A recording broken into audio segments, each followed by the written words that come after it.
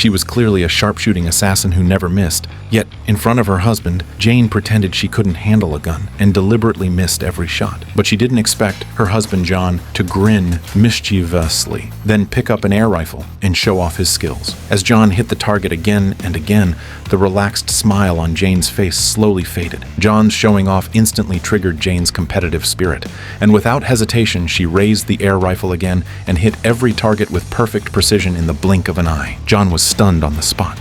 But what Jane didn't expect was that John, just like her, was also a top-tier assassin. 2 months earlier in Colombia, John was waiting in a hotel for his assassination target when he suddenly heard gunshots, and moments later a large group of officers rushed inside and started questioning guests, staying alone.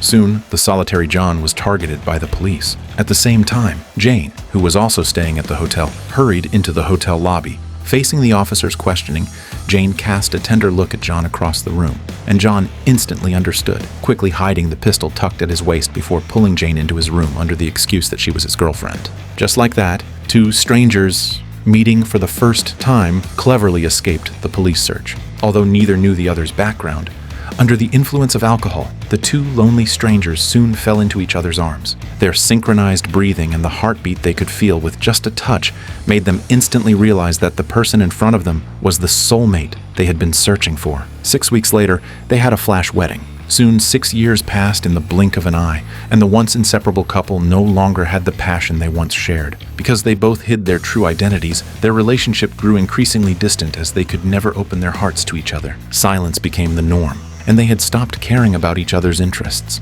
If you don't like him, we can take him back. Okay, I don't like him. You'll get used to him.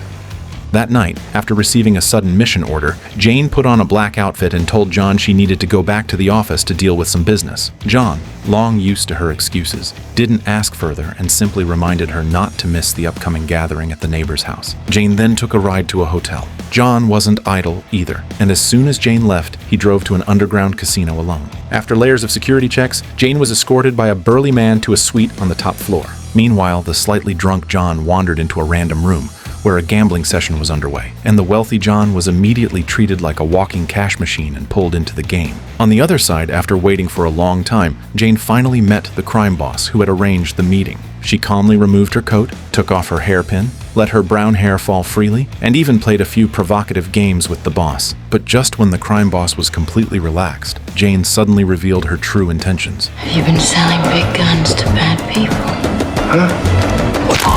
She calmly put her coat back on, hooked the ring of her handbag onto the balcony light fixture, and leaped off the rooftop from hundreds of meters above.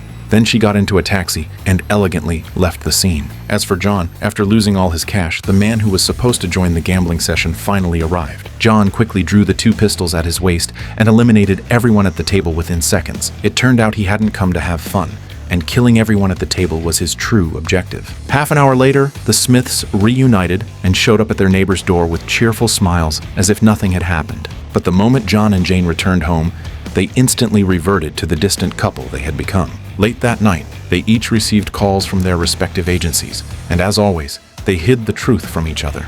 Jane claimed it was just her father calling to check on her, while John said there was a problem with the dam he managed and he needed to travel to Atlanta for a few days. Early the next morning, John pulled his suitcase to the storage shed in the corner of the yard. Under the metal hatch inside the shed was John's secret weapons cache, neatly filled with guns, ammo, and stacks of cash he needed for missions. The moment John's car engine started, the supposedly sleeping Jane immediately sat up. She went to the kitchen and entered a code into the oven, and a small weapons storage box filled with guns and knives rose into view. John didn't go to Atlanta either, but returned to the office to check the mission details. After verifying the identity information, he learned that the assassination target was a prisoner named Benjamin. Meanwhile, Jane also arrived at her agency and received her new mission order.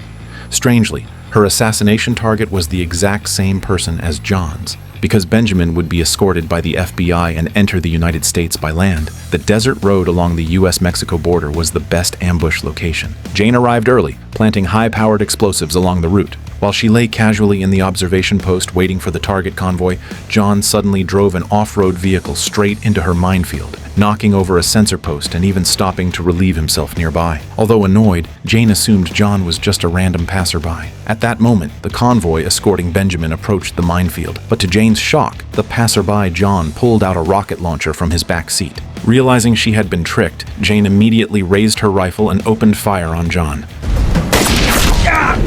Luckily, John was wearing body armor and barely survived. Only then did John realize there was another assassin at the scene, so he changed his target and aimed the rocket launcher at Jane's observation post. But the explosion triggered the minefield's countdown early, causing the blast to occur before the convoy even entered.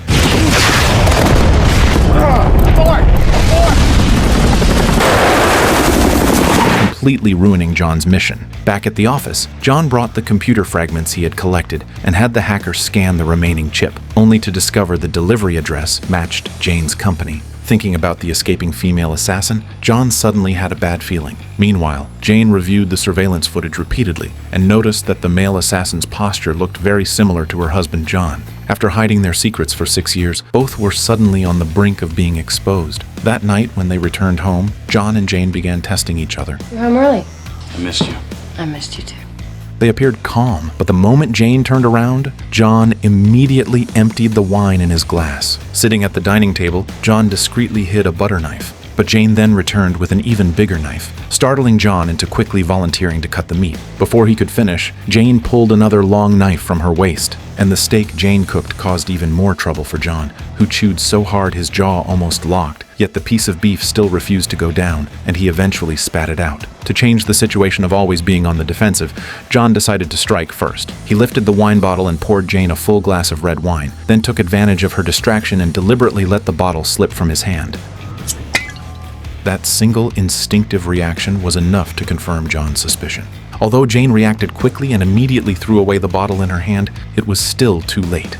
John sprinted to the study to grab a handgun, while Jane jumped into her car and sped away from the house. Seeing this, John rushed out as fast as he could, wanting to confront Jane face to face, but he was still one step too late. Unwilling to give up, John took a shortcut and ran through several neighbors' yards. But in a moment of carelessness, the gun went off, and the bullet struck the windshield of Jane's car. This made the already conflicted Jane instantly furious, and she slammed the accelerator, crashing straight toward John as he tried to explain. But even then, John continued trying to explain to her, yet the enraged Jane had no intention of giving him a chance. John had no choice but to smash the window and climb into the car, but in the next second, Jane forced herself out of the moving vehicle. With nowhere else to go, John sought comfort from his colleague Eddie, but the sudden truth still kept him awake all night. At the same time, Jane, who returned to her office to spend the night, also experienced a sleepless night, and even drinking an entire bottle of strong liquor couldn't numb her from what had just happened.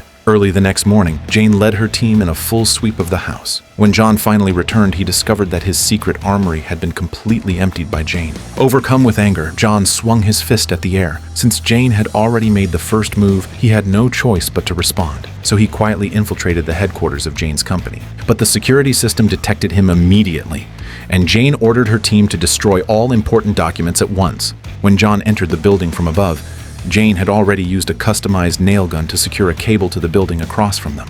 Although John had plenty of chances to fire, he still couldn't bring himself to shoot her and could only watch as Jane escaped before his eyes. Unwilling to give up, John searched the incinerator and found a partially burned scrap of paper that revealed Jane's backup hideout. John then disguised himself as a construction engineer and quietly boarded the lift heading to the upper floors of an unfinished skyscraper. But the elevator suddenly stopped halfway up the tower. It turned out the burnt fragment in the incinerator was a trap Jane had laid to lure John in. Seeing her husband caught in her plan on the surveillance screen, Jane finally showed a satisfied smile. But even trapped like a bird in a cage, John still refused to admit defeat.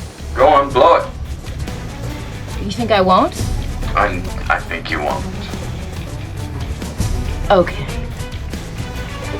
5, 4. Any last words? The new curtains are hideous. Jane originally only wanted to argue with him, but unexpectedly her subordinate actually pressed the button. The elevator cables were cut by an explosive charge, sending the lift crashing straight to the bottom at extreme speed. Jane immediately jumped out of the command vehicle parked at the construction site, but it was already too late. That night, Jane returned alone to the hotel where John had proposed to her, and her tears had already soaked her cheeks. While Jane was lost in memories of their past, a pair of familiar hands refilled her wine glass. The sadness in Jane's heart instantly melted away. It turned out that John had already anticipated Jane's actions. After spotting the surveillance camera, he used specialized equipment to feed footage of the exploding elevator into the video of the elevator he was actually in. Since John was completely unharmed, their game had to continue. So John invited Jane to dance with him, and they immediately began another round of subtle tests. John feinted beautifully and removed the knife strapped to Jane's thigh. And Jane instantly countered by unholstering the pistol from John's ankle. Then they even began analyzing the reasons their marriage had fallen apart. John accused Jane of using their marriage as a cover for her real identity, but Jane told John that he was the one who had been running away all along. At that moment, Jane suddenly turned away and ran toward the bathroom on the second floor. But John knew it wouldn't be that simple. Sure enough, the moment Jane entered the bathroom, it exploded. Just as John prepared to go upstairs to search for her, Jane had already blended into the crowd and walked away elegantly. When John rushed outside, an elderly man nearby told him he heard a ticking sound on John's body. Sensing danger, John immediately removed his jacket and tossed it into a trash bin. The next second, flames burst out of the bin. It seemed Jane truly intended to eliminate him. Enraged, John hijacked a car and sped straight toward their home. He then called Jane and told her to return home for their final confrontation. But after calming down, John called her again. He told Jane he had never treated her as a cover, and that marrying her was simply because he loved her. Although Jane felt the same, she still pretended to be indifferent. She told John that he was the most handsome target she had ever seen. This meant their final showdown was unavoidable. Soon John arrived outside their home, only for Jane to crash her car straight into his from the opposite direction. She then drove ahead of him and rushed into the garage. John had no choice but to abandon the car and quietly slip into the backyard, but Jane was already waiting at the door with a rifle in hand. John had no choice but to find another route, carefully breaking a second-floor window and climbing inside after making sure the room was empty. He retrieved the handgun hidden behind a painting and cautiously moved toward the staircase. Naturally cautious, John used a mirror to check the blind spot near the stairs, but in the next second, Jane nearly blasted his head off with a shotgun. John pretended to be hit, then quickly rose to fight back. Jane, with superior firepower, fired through the walls, yet John dodged each shot gracefully. At that moment, John accidentally knocked over a teacup while trying to flank her. Although he managed to catch the cup, the lid still fell to the floor. Hearing his location, Jane unleashed another barrage of gunfire. With nowhere left to retreat, John dove into the kitchen. Fortunately, the refrigerator was sturdy enough to block Jane's shots with ease, but John had run out of bullets. He opened a drawer, grabbed a kitchen knife, and hurled it toward Jane. Then, he yanked off the gas line, and when Jane fired again, after reloading, flames burst across the kitchen. John seized the moment to leap out of the kitchen and engage Jane in close combat. John, who should have had the advantage in strength, was unexpectedly struck in the head by Jane.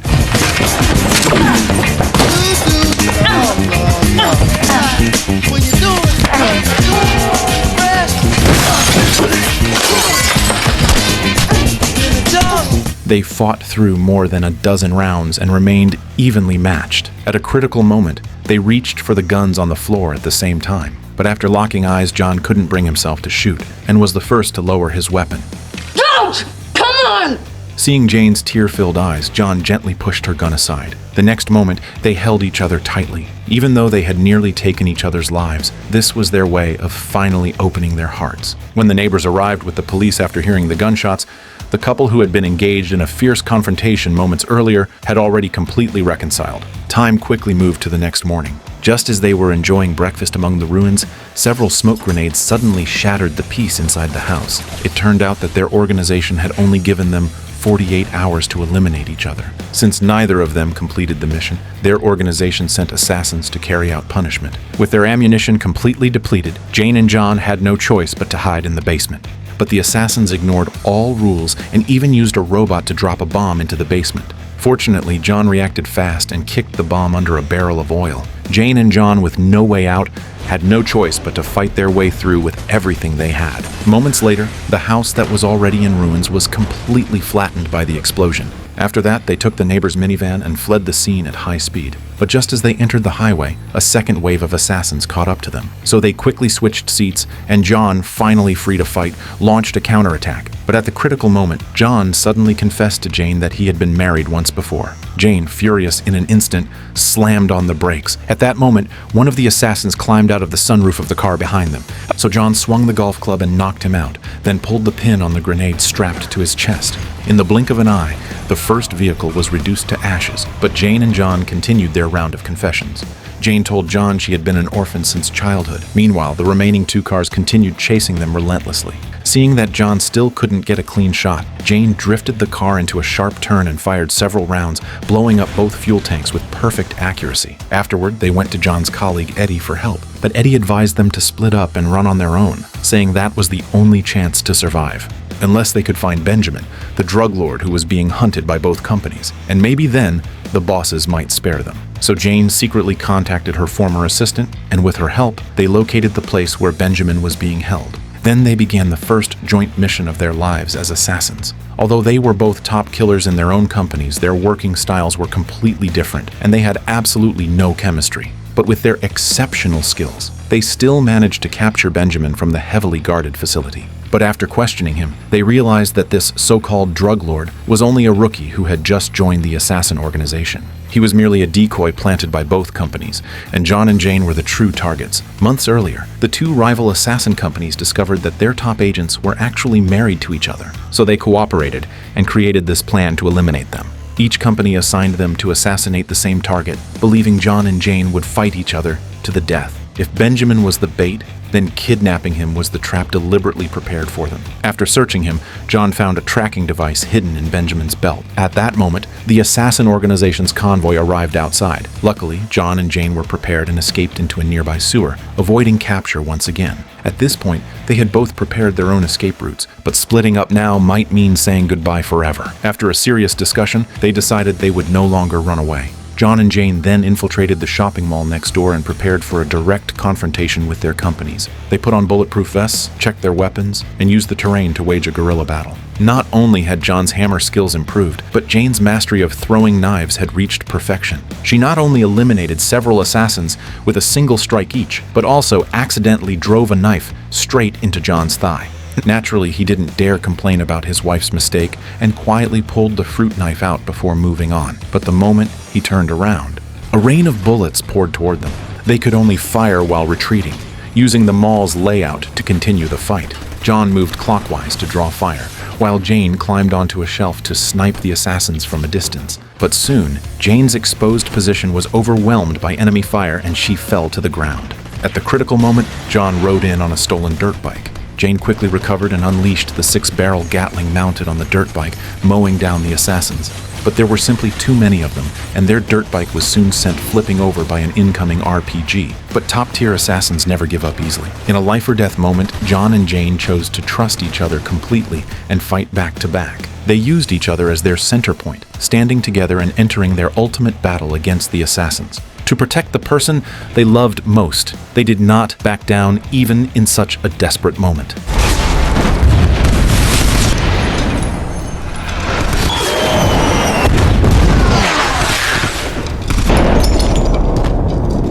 With perfect cooperation, they finally defeated every assassin. Afterward, John and Jane successfully left their companies behind and started a brand new life.